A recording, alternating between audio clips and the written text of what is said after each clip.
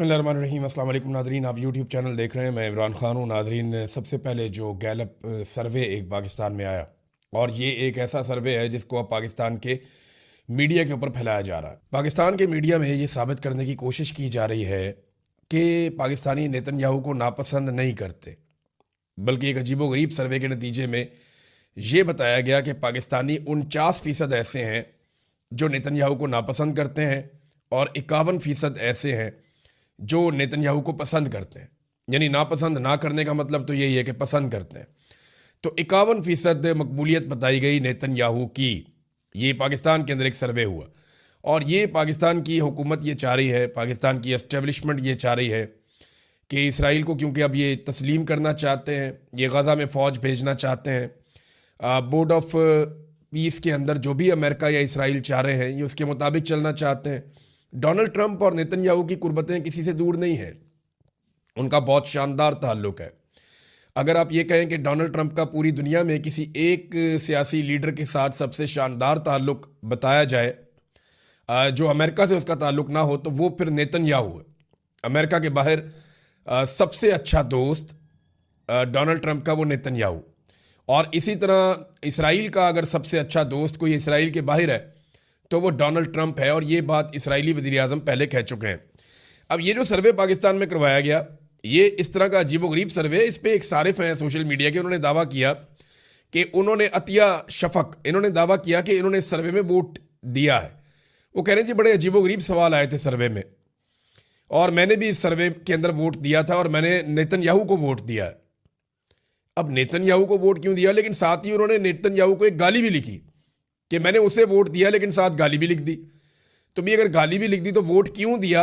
अब इसकी वजह वो आगे ये बताते हैं कि क्वेश्चन ये था, सवाल ये था कि आप किसे वोट डालेंगे, नवाज शरीफ, भुट्टो, आसिम मुनीर और नेतन्याहू के मुकाबले में। यानी अगर इन चार लोगों का मुकाबला करवाया जाए तो आप किसे वोट डालेंगे? तो यहाँ पे फिर वो कहती हैं मैंने वोट डाल दिया नेतन्याहू को, हालांकि मुझे उससे नफरत है, और लानत भी भेज दी साथ ही। ये नादरीन, अगर तो ऐसे ही ये सर्वे हुआ है तो ये तो बड़ी अजीब बात है। अच्छा, ऐसा एक सर्वे साबिर शाकिर साहब ने भी करवाया, शायद उनके बाद भी ऐसी कोई खबर है, और इन चीज़ों को देखते हुए उन्होंने कहा जी मैं भी करवा के देखता हूँ। सोशल मीडिया पर उन्होंने सर्वे डाल दिया कि ये पहला सर्वे है, इसमें इमरान खान शामिल नहीं है, सोच समझ कर वोट दें, आप किसे पसंद करते हैं, ऑप्शंस ये हैं। अच्छा, इसके अंदर जो साबिर शाकिर साहब ने ऑप्शंस दिए उसमें जरदारी, नवाज शरीफ और मरियम नवाज उसके अंदर साथ शामिल है, नेतन्याहू उसके अंदर शामिल है, और आसिम मुनीर साहब भी उसके अंदर शामिल है। तो साबिर शाकिर साहब का जो सर्वे है उसका जो जवाब आया, इसमें 28% लोगों ने कहा कि वो वोट डाल देंगे जरदारी को या बिलावल को। नवाज शरीफ और मरियम नवाज को वोट डाल देंगे 14% लोगों ने कहा, आधे हो गए। और यहां पे भी हैरत अंगेज तौर पे नेतन्याहू को 42% वोट पड़ गए, और फील्ड मार्शल आसिम मुनीर को 16% वोट पड़ गए। अच्छा, ये वोटिंग फिर इसका मतलब है नफरत की वोटिंग है कि किससे पाकिस्तानी ज्यादा नफरत करते हैं उसको कम वोट डालेंगे। तो सबसे कम वोट डले हैं आसिम मुनीर साहब को, यानी उनसे शायद पाकिस्तानी सबसे ज्यादा नाखुश हैं। उसके बाद जनाब वोट डले हैं नवाज शरीफ और मरियम नवाज को कि वो ये 14 और 16% करीब करीब ही हैं दोनों। इसके बाद 28% वोट डले हैं कि जरदारी और बिलावल से शायद लोग इनकी निस्बत कम नफरत करते हैं, जबकि 42% यानी जो सबसे कम नफरत करते हैं पाकिस्तानी वो नेतन्याहू से करते हैं। तो पाकिस्तान के अंदर जो कुछ किया पाकिस्तान के मौजूदा रजीम ने, अच्छा ये तो एक तरह का सर्वे था, एक बहुत अजीब सर्वे कि आप इनमें से किसको वोट डालेंगे। तो लोगों ने कहा आसिम मुनीर को, नवाज शरीफ को, शहबाज शरीफ को, या बिलावल को, या जरदारी को हम नहीं डाल रहे, हम नेतन्याहू को डाल देंगे। अगर ऑप्शन यही है तो फिर हम इधर डाल देंगे। अब ये एक सर्वे साबिर शाकिर साहब ने करवाया, लेकिन जो रियल सर्वे है वो मैं आपके सामने रख देता हूं कि एक्चुअली सिचुएशन क्या है। गैलप सर्वे के बाद हमने एक सर्वे करवाया, और उस सर्वे में हमने सवाल किया कि जनाब इस सर्वे के जवाब में आप ये बताएं कि क्या आप नेतन्याहू को पसंद करते हैं या आप नेतन्याहू को नापसंद करते हैं। तो ऐसा दिखाई दिया कि जो सर्वे पहले गैलप पाकिस्तान का सर्वे करवाया गया था उसे पाकिस्तानियों ने बुरी तरह रिजेक्ट कर दिया है। अच्छा, इन्होंने तो कोई अपना सर्वे का कोई डाटा नहीं दिया, कोई चीज़ें नहीं दी, तो हमारे सर्वे का डाटा आपको सोशल मीडिया पे मिल जाएगा। और जो डाटा है उसमें अब तक कोई 15,000 से ज़ायद लोग जवाब दे चुके हैं, और ये हाँ और ना दो ऑप्शन हमने दी थी कि नेतन्याहू के बारे में आपकी राय क्या है, क्या आप उसे पसंद करते हैं, हाँ या ना? हाँ के लिए 1 था, ना के लिए 2 ऑप्शन था।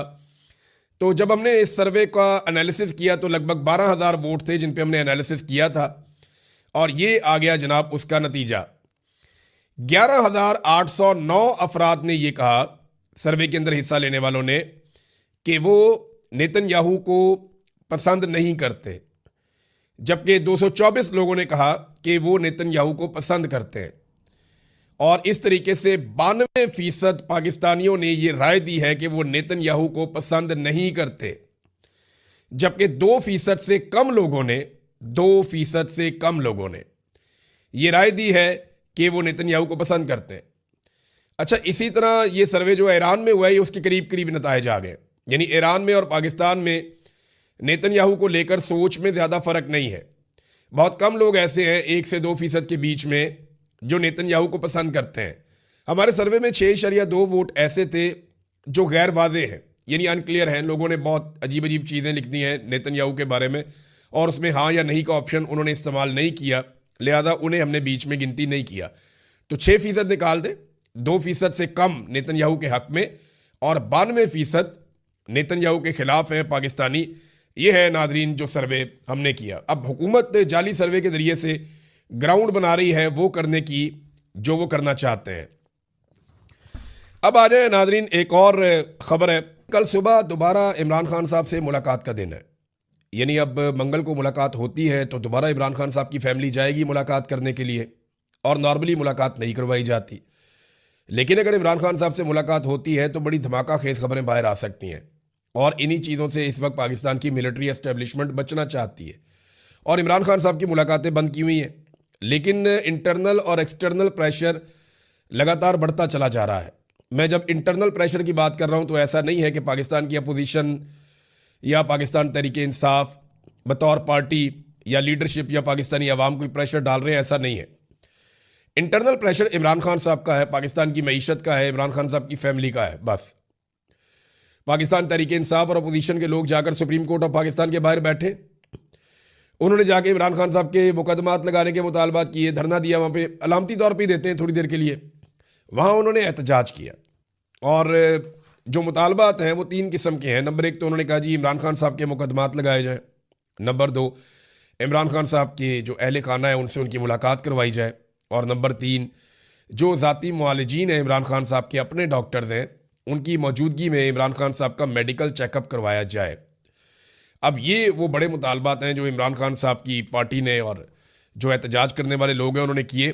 अब हुकूमत इन मुतालबात को सीरियस लेती है या नहीं, क्योंकि ये बिल्कुल ही एहतजाज मम्मी डैडी किस्म का है। इस एहतजाज से कोई इतना फ़र्क नहीं पड़ता, और अवामी एहतजाज जो है वो पाकिस्तान तहरीक इंसाफ कर नहीं पाई।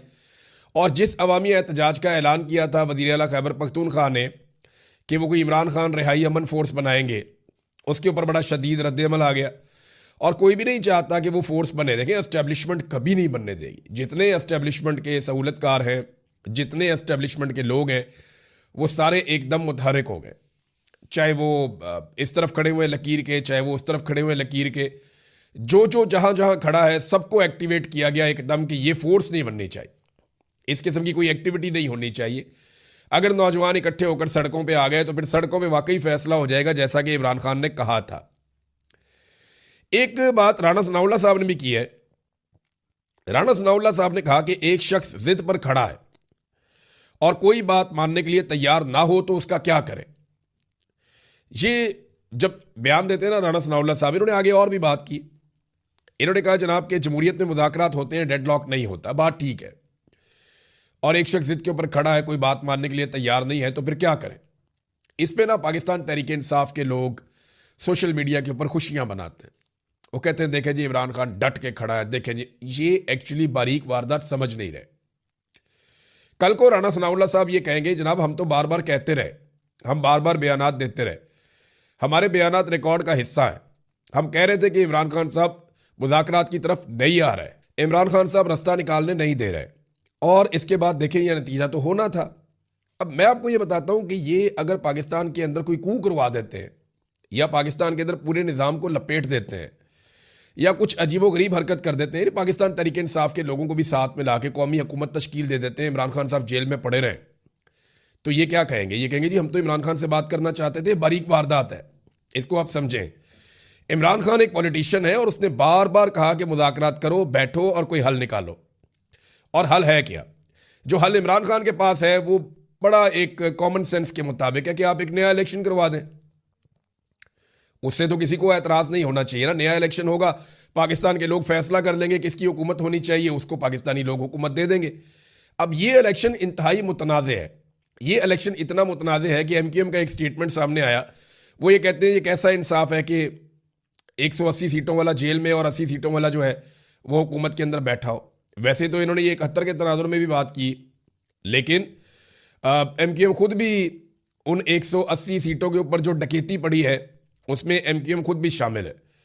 अब ये सारे ही मानते हैं, MQM भी मानती है, जमात इस्लामी भी मानती है, फजल रहमान भी मानते हैं, अब PMLN भी मानती है कि जनाब हमें ज़बरदस्ती ला के इक़्तिदार में बैठाया गया। पीपल्स पार्टी भी ये बात मानती है कि PTI की नशस्तें जो है वो छीनी गई। PTI खुद ये कहती है बार बार। हर पॉलिटिकल पार्टी, हर सहाफ़ी ये मानता है कि 2024 का जो इलेक्शन हुआ 8 फरवरी को, अब वो पाकिस्तान की तारीख में धांधली की एक सबसे बड़ी डकैती थी। एस्टेब्लिशमेंट ने बहुत दफ़ा डकैतियाँ मारी हैं पाकिस्तान में, लेकिन जो सबसे बड़ी इलेक्शन के ऊपर डकैती मारी गई वो यही मारी गई है 2024 के इलेक्शन में। तो इसमें राणा सनाउल्लाह साहब वगैरह ये बारीक वारदात डाल रहे हैं। इमरान खान साहब ने तो 26 नवंबर के कत्लेआम के बाद भी कहा था कि आओ बैठो मुज़ाकरात करते हैं, लेकिन हुकूमत के पास इख्तियारात ही नहीं थे।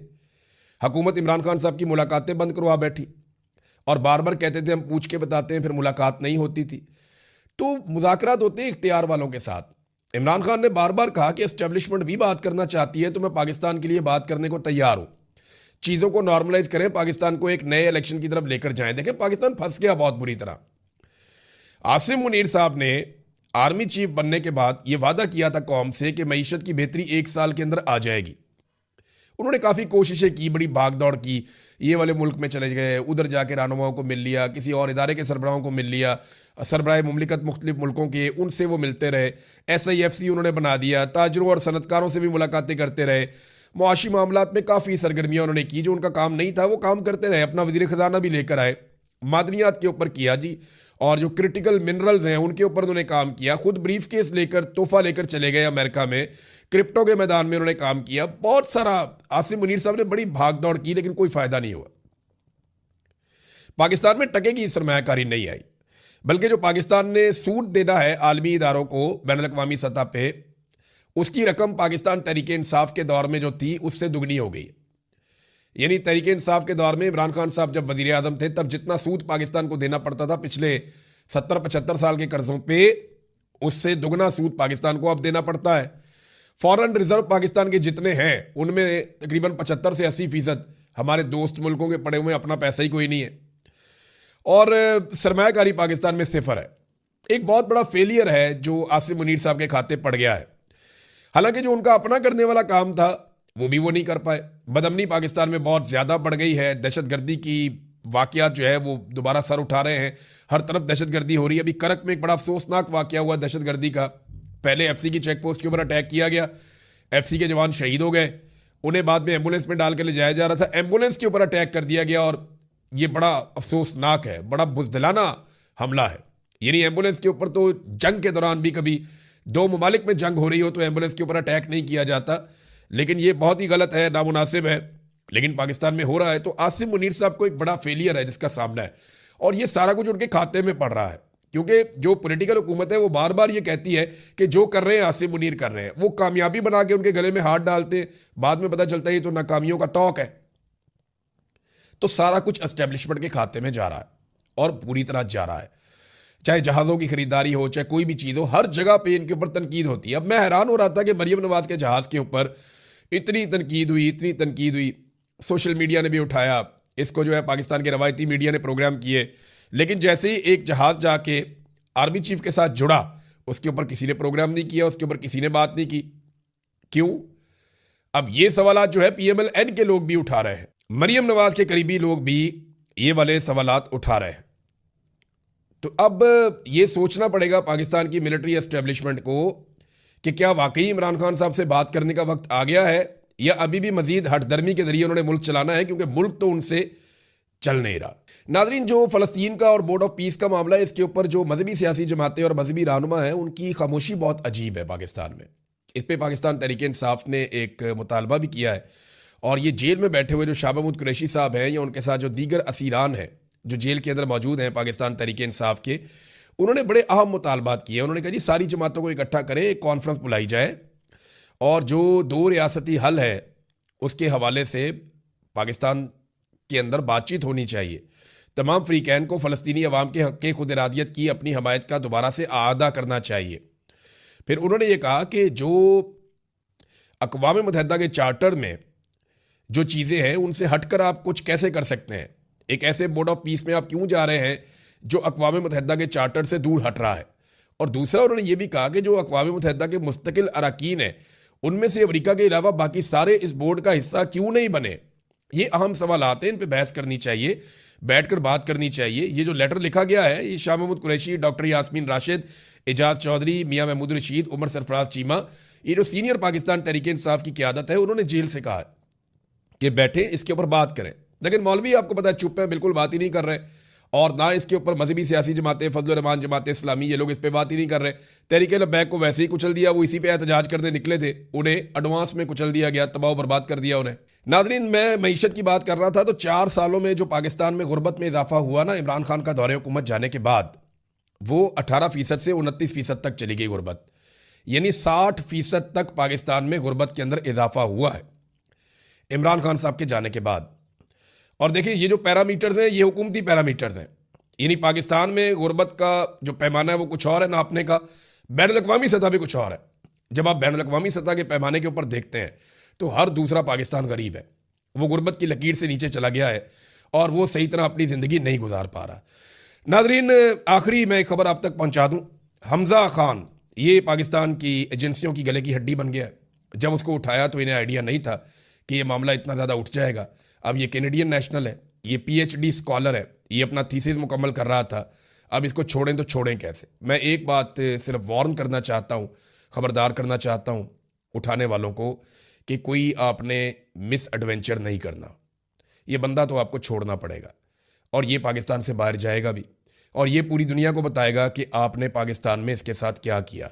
अब कैसे इसको टैकल करना है, एक नई मुसीबत अपने गले डाल ली है, देखते हैं कैसे टैकल करते हैं। अब तक के लिए इतने, अपना ख्याल रखिए।